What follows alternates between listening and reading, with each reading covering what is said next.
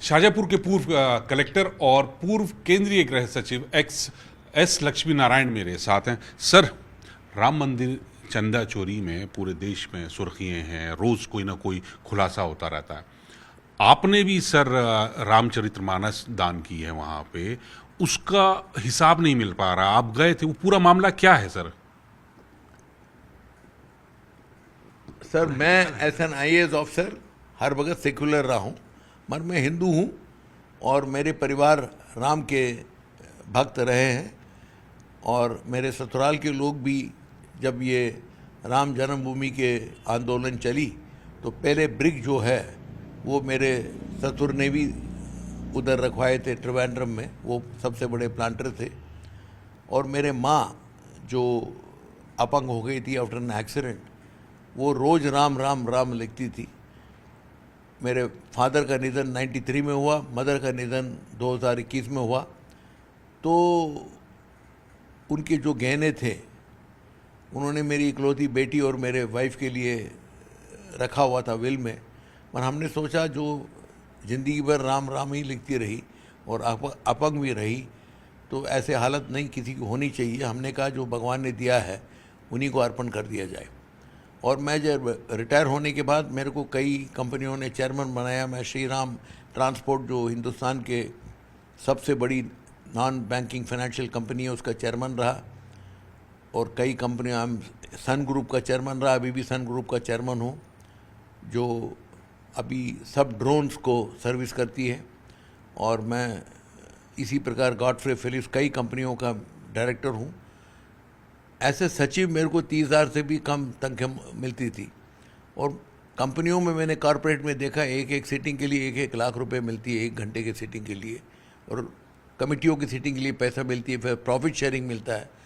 तो मैं तो साहब एक सिंपल लिविंग वाला हूँ, T toddler, non smoker, vegetarian था। मैंने कहा कि मेरे को भगवान भी इतना पेंशन दे रहा है तो ये उन्हीं को समर्पण कर दिया जाए।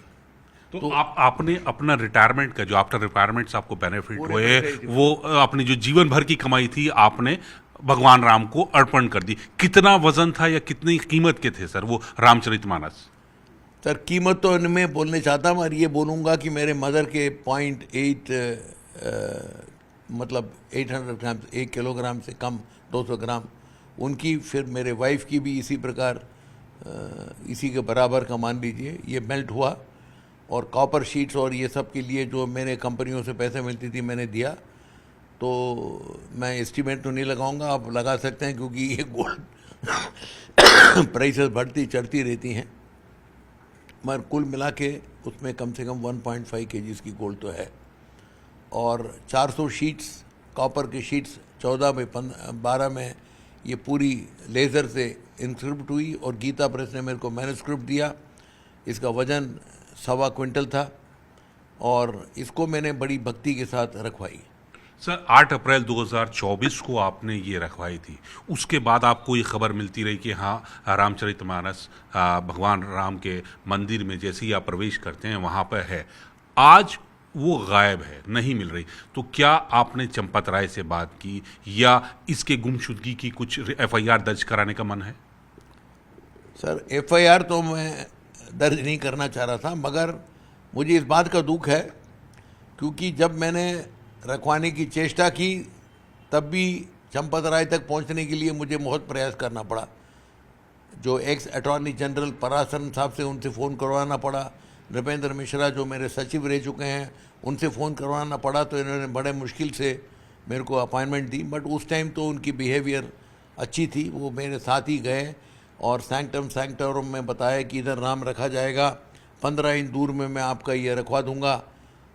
उसके बाद उन्होंने 15 दिन बाद मेरे को खुद ही बताया कि सैंक्टम सैंक्टोरम में नहीं रखा पाऊंगा, मगर एंट्री में रखवा दूंगा जहाँ सबकी दर्शन हो सके, उसका पूजा हो सके।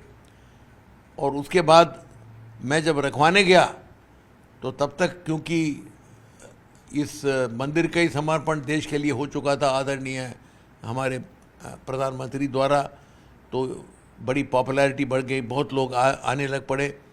तो उन्होंने मेरे को 9 घंटा इंतज़ार करवाया ये बताने के लिए कहाँ रखवाएंगे, जबकि उन्होंने खुद ही बोला था कि हम सैंक्टम सैंक्टोरम के एंट्रेंस में रखवाएंगे। तो मैं बहुत दुखी हुआ। तब भी इन्होंने कुछ मेरे को ये 1.25 क्विंटल की चीज़ ऊपर तक सीढ़ियाँ चढ़ के लगानी पड़ती है, कोई मदद नहीं किया, मगर पुलिस ने मदद करके, पुलिस के वहाँ के एसपी साहब बड़े अच्छे आदमी थे, उन्होंने सब पुलिस वालों को अपने बेल्ट और जूता मोजा उतरवा के उन्हीं से ऊपर चढ़वाया और वो फिर रात को असेंबल होकर रखाई गई। 4-5 महीने तक उधर रोज़ उसकी पूजा भी होती रही, उसके फ़ोटोग्राफ्स हैं मेरे पास, उसके वीडियोज़ हैं।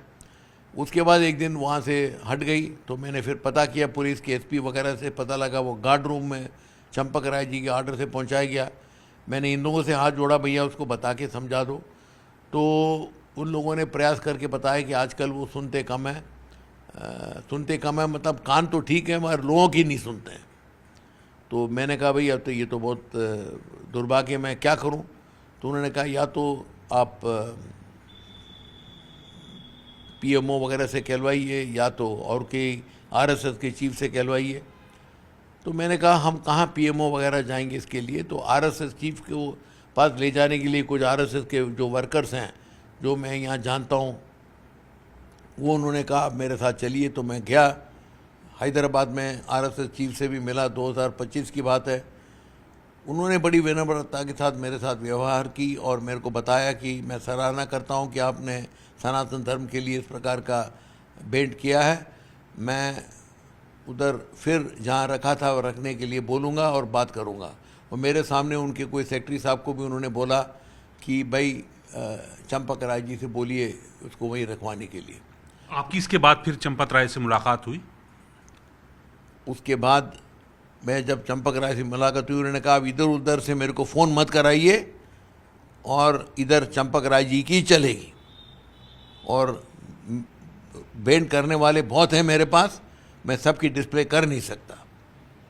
तो साहब मैं तो बहुत दुखित होकर बैठा ही था। फिर उसके बाद जब नहीं हो पा रही थी तो फिर मेरी 4 विजिट हो चुकी है। उसके बाद भी उन्होंने हर एक विजिट में मैं यही देखता हूँ कि उनके अहंकार बढ़ता ही जा रहा है। सर, अहंकार बढ़ता जा रहा है चंपत राय का। इसी चंदा चोरी के मामले में आपके पूर्व बॉस भी कह सकता हूं मैं, दिग्विजय सिंह साहब के साथ आपने काम किया है मध्य प्रदेश में, अर्जुन सिंह साहब के साथ काम किया है, पूर्व मुख्यमंत्री दोनों हैं। दिग्विजय सिंह ने तो कहा है कि ये सब इनसे जिन्होंने चंदा दिया है वो राम भक्त हैं और वापस लेने इनसे हिसाब मांगे। तो क्या आप भी इस तरह का मन रखते हैं कि रामचरितमानस जो आप दान कर चुके हैं मंदिर को, अब वापस ली जाए? मैं साहब इसमें कोई पॉलिटिसाइज करने के इंटरेस्ट में नहीं हूँ। मैं यही चाहता हूँ कि जो आस्था के साथ मैंने और काफ़ी मेहनत करके रखवाई है उधर वापस रखवा दिया जाए और मुझे बता दिया जाए कि है कहाँ अभी, और उसको वापस उसी जगह रखवा दिया जाए। कल इस कमेटी की बैठक भी है, ये जो ट्रस्ट की, उनके लोगों से भी मैं यही प्रार्थना करूँगा कि वहीं उसको रखवा दीजिए, ताकि मेरे आस्था जो थी जिसके साथ मैंने रखवाया उसको भी कुछ सांत्वना मिल जाएगी, और जो दर्शक आते हैं वो सब भी अपने डिवोशन दिखा सकेंगे रामचरितमानस को। क्योंकि हम लोग मानते हैं कि